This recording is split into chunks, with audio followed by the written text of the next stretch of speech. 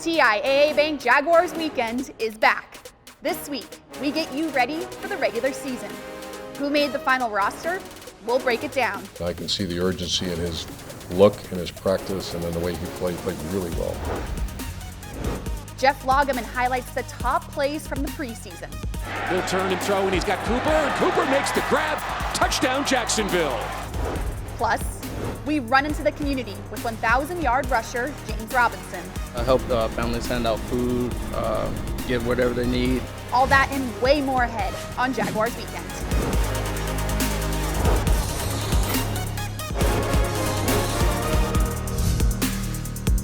This is TIAA Bank Jaguars Weekend. TIAA Bank, turn potential into progress.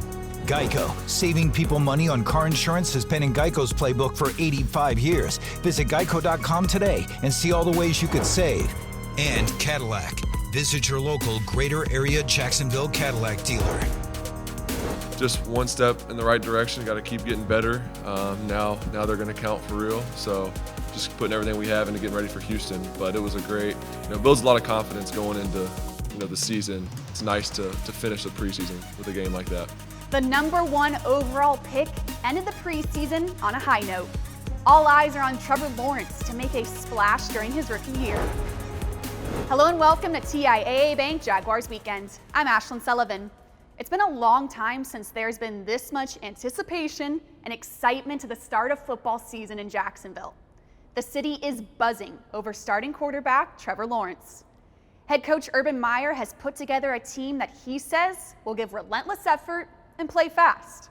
There's still plenty to learn about the Jags, but the one thing we do know, buckle up for an eventful year. No shocking news here. Trevor Lawrence will be the focus of the 2021 season. Offensive line coach George Warhop knows this line will have to do their part for Lawrence to have success this season. No question, we got to do our job, and I could really care less who's back there. We don't want the guy touched. So whether it's a rookie or a 15-year vet, right, we got to protect the quarterback. And I think the plan that we have for him, I think it is going to be pretty effective. All 5 starters on the offensive line are expected to be ready to go for week 1. Wide receiver DJ Chark will suit up next Sunday, along with the Jags' other offensive weapons. Great offense, Trevor can really throw it, so he's going to make my job even easier than before. I got Marvin on one side, LaVisca in the slot. Made my job easier, made me want to compete, made me want to go harder than they are. I think that get me where I need to be. The question has been asked all offseason. What's this offense going to look like? Coach Meyer has made it clear they better play fast. I want a fast team, and I really liked it. I realized there was a lot of guys out on both sides. We didn't play an offensive line. We had one starter out of our top 7 play and top 2 receivers out. But I liked the tempo. Welcome into the huddle. We're here with Brian Sexton and John Oehser looking at this offense in the preseason. And Brian, I'm trying to figure it out. The first 2 games, they're not looking so good. You're getting a little worried. The 3rd preseason game, everything's great. This is awesome. I have a feeling they're probably somewhere in the middle in the regular season. Yeah, not having most of your offensive line certainly hurt. And let's face it, this is a team that wants to run the ball. They need to run the ball. The head coach said that he spent time talking to Joe Burrow. How can I help my #1 overall quarterback? He said, find a way to run the ball, set up play action. So it's going to be Norwell, Linder, and Can that determine just how effective this offense is this season. Well, you asked about, do you feel better after the 3rd preseason game than the first 2? You have to, because Trevor Lawrence looked the part. The answer to your question is they're probably somewhere in the middle. They were really bad offensively and very concerned offensively after the first 2 games. I didn't really share that concern because I figured they're not game planning very much. At the Cowboys game, Dallas wasn't game planning very much. So how do you know? Trevor Lawrence will continue to get better. The offense will get better along with him. But Brian's right. This team's going to have to run. Jury's out over whether they'll be able to once the regular season starts. It all is going to start on the interior of the offensive line. Okay, so now my next question is, how much does it matter that the offense looked better? Everyone's saying, okay, the confidence and the momentum going into the regular season, this is great. Does it matter that you have that going into the 2021 season, Brian? Well, see, to me, momentum is not a unit thing, right? Especially not when you didn't have most of your offensive line. It's an individual thing. You had guys who finished the preseason strong. LaVisca Chenault Jr. powerful in that game in Dallas. So So guys can look at the way that they play in that season finale there in Dallas, preseason finale, and they can capture some of that momentum and take it forward. But as an offense, no, there was just too many guys that didn't play. Well, you guys know how I feel about the preseason. Usually I say it doesn't matter one iota. This year it matters a few iotas because Trevor Lawrence needed a game at the end of the preseason to feel like Trevor Lawrence. I don't think he would necessarily say that, but you have to believe 11 of 12, 139 yards, 2 touchdowns. That feels so much better during those 2 weeks before the regular season opener. It also does another thing. It gives the rest of the offensive players a chance to say, okay, we saw it in practice, which we all saw it in practice. Now we've seen it in a game. We can believe in this kid. It matters a little bit, and then once they kick off in week 1, it doesn't matter at all. All right, now it's time for Finding Solutions presented by UF Health, delivering compassionate care and world-class outcomes. Visit ufhealthjax.org. All right, Brian, we're going to attempt to find a solution to this, replacing Travis Etienne, who will be out for the season with a foot injury. We know that they made a lot of plays surrounding him, so can you replace this? Well, the easy answer is no, you can't replace him. And from a pure athletic standpoint, there's no one on the roster that's as explosive as he is. However, you can create a package. Tavon Austin was a guy who was drafted in the top 10 a few years ago with the idea that he was going to be the gadget guy for the Rams. He's never become what they hoped he would, but perhaps you can fashion a package and have him be the X factor that Etienne was supposed to. Will he be as explosive? No. But can he at least let you keep those pages of the playbook in there? Maybe. Well, Austin's one option. I think Laviska Shenault will play a role in this too. I think the key is when you're talking about Laviska Shenault in the hybrid role that they wanted for Etienne, it's not going to look the same. With Etienne, it was going to look very explosive, jitterbuggy, if you will, very much a side-to-side and explosive. Chenault's going to run over you some. He can be the hybrid guy. He can be there in running back and wide receiver role, but it's not going to look like Etienne would have looked. Yeah, losing Travis Etienne, a very tough blow for this offense. We have much more to come with these two here on Jaguars Weekend. Coming up on TIAA Bank Jaguars Weekend, Trevor Lawrence in the offense needed a confidence booster in Dallas. Jeff Lageman breaks down what clicked for the rookie quarterback in the 3rd preseason game. Next. Jaguars Weekend is presented in part by TIAA Bank. Turn potential into progress. And by Geico. Saving people money on car insurance has been in Geico's playbook for 85 years. Visit geico.com today and see all the ways you could save. As long as you trust that we have the right system in place and the right mechanisms to make sure it's heading in the right direction, I think everybody believed that. So I think we just kept their head down, kept focused, and kept getting better, and that was the key. Coach Meyer wanted the offense to play faster heading into the last preseason game. Everything clicked in Dallas, and we saw a glimpse of what this offense could be. Welcome back to TIAA Bank Jaguars Weekend. I'm Ashlyn Sullivan. A tradition unlike any other is overreacting in the preseason. After the first 2 weeks, there were concerns over why the offense wasn't producing. All that anxiety was gone after the first drive in the 3rd preseason game against the Cowboys. Jaguars analyst Jeff Lageman breaks down Trevor Lawrence's first NFL touchdown in the Cadillac film room.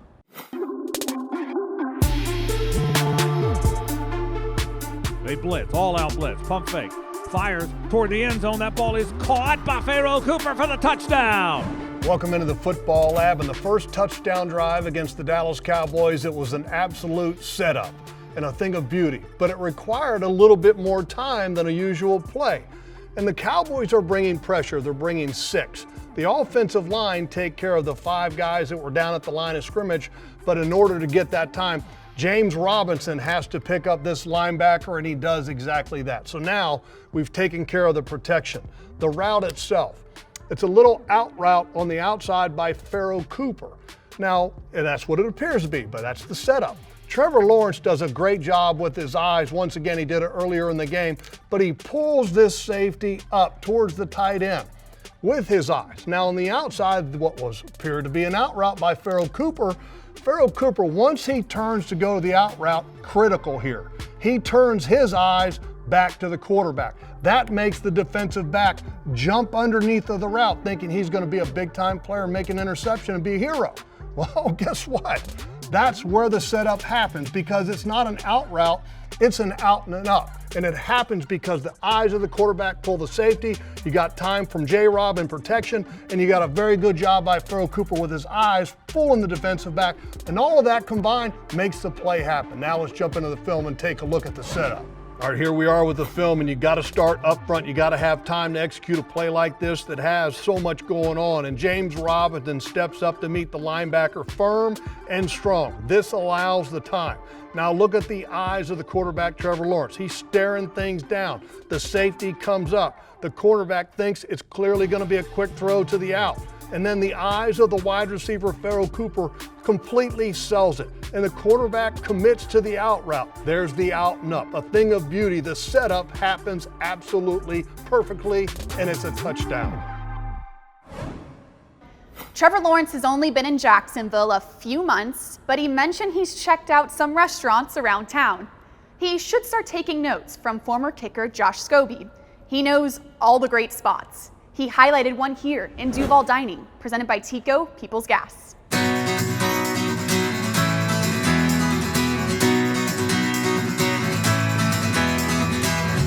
Hey, I'm Josh Scobie, and this is Duval Dining, presented by Tico People's Gas.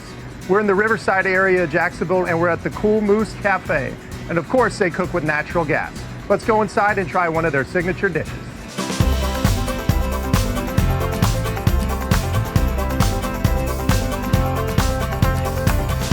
Hey, I'm here with Lori Jarvis, the co-owner of the Cool Moose Cafe. Lori, tell me, how did you get into the restaurant business whenever you guys started? We started the Cool Moose Cafe in 1998, and it started because my husband's from Maine, and so he wanted to bring a little bit of New England here to Jacksonville, Florida. All right, I see a lot of people in here today, a lot of kids, a lot of adults with their kids. And why was it important for you to create kind of a family-friendly environment? So we have two boys. We have Sebastian, who's 7, yeah. Oh, that's great. And Alex, who's 5, and we just want them to feel like they can come in and be themselves. And we want parents to be relaxed. So it's a place for everybody. All right, Lori, tell me what the signature dish is and how are we going to be preparing it today? All right, so our signature dish is going to be Nashville hot chicken and waffles. Okay. So we're from Maine, but we're going to do a little bit of Nashville hot chicken and waffles today. All right, let's go try it. All right.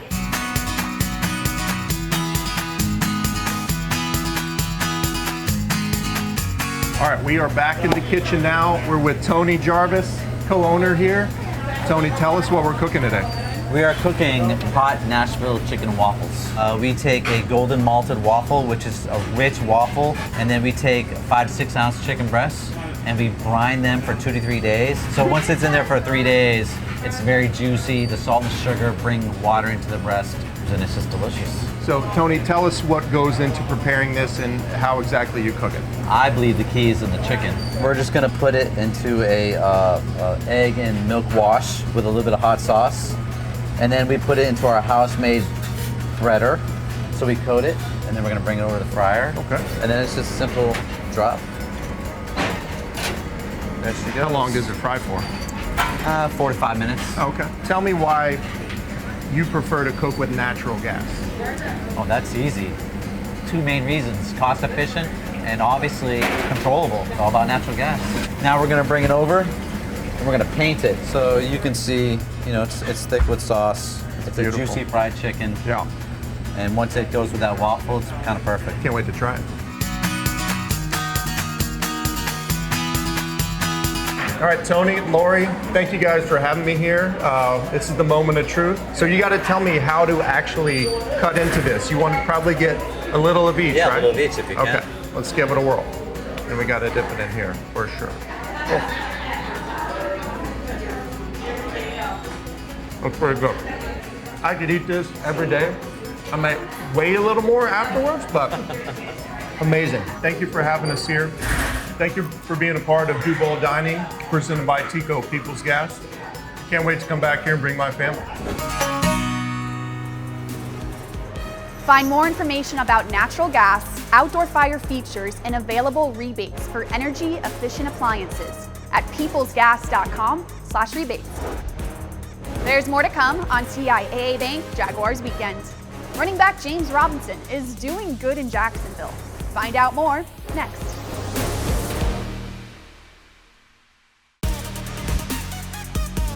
They always talk about having fresh players coming out, and I know once the season comes, having those fresh players is going to help out a lot. I mean, big play happens, get a couple more and then come out and then go back in and you can have another big play just by having fresh legs. So I think that's going to help out a lot. With the addition of running back Carlos Hyde through free agency, some of the weight will be off James Robinson. More options is never a bad thing. We're back on TIAA Bank Jaguars Weekend. James Robinson is coming off a great rookie season. The 1,000-yard rusher spent his offseason improving on an impressive first year, but he still took the time to give back. It's time for our Baptist Health feature with the running back in Feeding Northeast Florida. In celebration of National Nutrition Month in March, Jaguars running back James Robinson teamed up with the Dairy Council of Florida and Feeding Northeast Florida for a mobile market distribution event. Help the families hand out food, get whatever they need, filled up their bags, and it felt pretty good to do that and meet a community for the first time. Each mobile corner market event provides over 1,100 meals to local residents, and Feeding Northeast Florida has held nearly 80 events in Jacksonville since November. We come to neighborhoods where particularly fresh fruits and vegetables aren't as available, and so these markets are stocked with 70% healthy products. It's all just a really cool way to get people to eat their vegetables. Robinson knows the importance of fueling up to play 60. The NFL and National Dairy Council's Nutrition and Physical Activity Program works with young people nationwide to increase activity, healthy eating habits, and access to nutritious foods like dairy, which is packed with 13 essential nutrients, including protein. By making milk available through mobile markets, families who need it most will have access to one of the most requested items in food banks. I know every kid loves milk, and they had a lot of dairy things in there, so it'd be pretty good for them. To have James come out just really helps make this an event and an exciting occasion. For Jaguars Weekend, I'm JP Shadrick. Still to come, Sexton and John Oehser are back with who the Jaguars will depend on in 2021.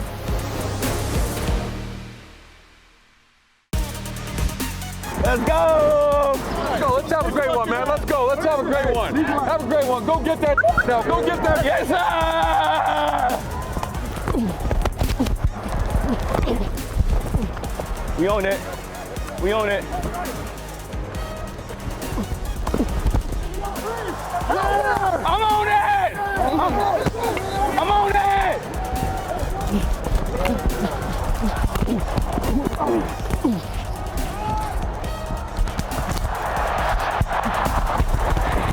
Let's go! PBU and home. That little tag right there. Defensive back Chris Claybrooks has made the final roster. Check out all the mic'd up features on Jaguars.com. We're back here in the huddle with Sexton and John Oehser. Brian, I need a guy that you are counting on for this 2021 season. Devon Hamilton, the guy in the middle of the Jaguars defense. We talked about running the ball, which they have to do. They also have to be able to stop the run so that they can set up the pass rush in that 3-4 scheme that Joe Cullen has brought from Baltimore. Hamilton is a beast in the middle, and the Jaguars need it. Yeah, I'm going to go with Josh Allen. It would be too easy to go with Trevor Lawrence. He's always the guy you need. But Josh Allen is a guy, this team needs pass rush. Stopping the run is going to help him get opportunities, but he has to be the guy who they believe they drafted number 7 overall. He is a guy who can be a force. He can be Defensive Player of the Year if things are right. He has to live up to that. All right, I'm going offense, and I'm going wide receiver DJ Chark. There's a lot of questions of who is going to be your number 1 wide receiver. It has to be DJ Chark. You have Marvin Jones and Laviska Shenault contributing. DJ Chark has to have a big-time year not only for the Jaguars, but for that contract he is seeking. So we'll see what happens. Thank you for tuning in to Jaguars Weekend. We'll be back next Sunday for the start of the regular season.